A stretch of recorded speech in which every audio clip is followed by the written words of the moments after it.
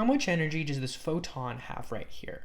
Let's start gathering information about this diagram so we can solve our question. We have a Bohr atom, meaning there is one electron occupying one of the energy rings, as well as a single proton nucleus. Likewise, the electron goes from occupying the first shell to the third shell from the nucleus. Here's another way of looking at this, where n represents the energy shell, and our electron can potentially occupy any one of these energy levels. And this electron will take on however much energy is associated with that shell. So if the electron occupies the second shell, for instance, it will have exactly the amount of energy associated with that n equals 2 shell. So it's crucial to recognize that energy increases as n increases, i.e. when our electron gets further away from the nucleus. So if the electron starts from a lower energy state and goes to a higher energy, it must have gained energy to do that. Likewise, energy cannot simply come out of nowhere. The electron absorbed the photon at the lower energy shell to make this transition. More broadly, by the law of conservation of energy, the energy of the photon must match the amount of energy that our electron gains or loses. So in this case, energy of the photon equals the change in energy of the electron going from the initial state to the final state in reference to the electron occupying that shell. Calculating the energy of the shell and thus the electron, all you gotta do is plug in the n of interest and churn out the energy value. Here, we've plugged in the shell values of interest, 1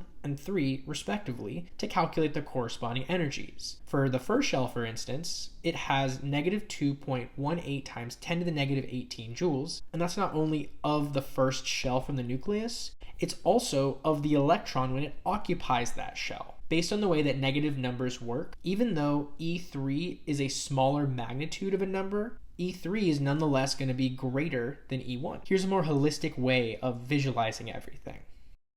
So because the energy of the photon equals the difference between these two shells, we find the difference between these energy values to come up with our photon energy. Thus, the photon has 1.94 times 10 to the negative 18 joules of energy in order to make this electron transition happen.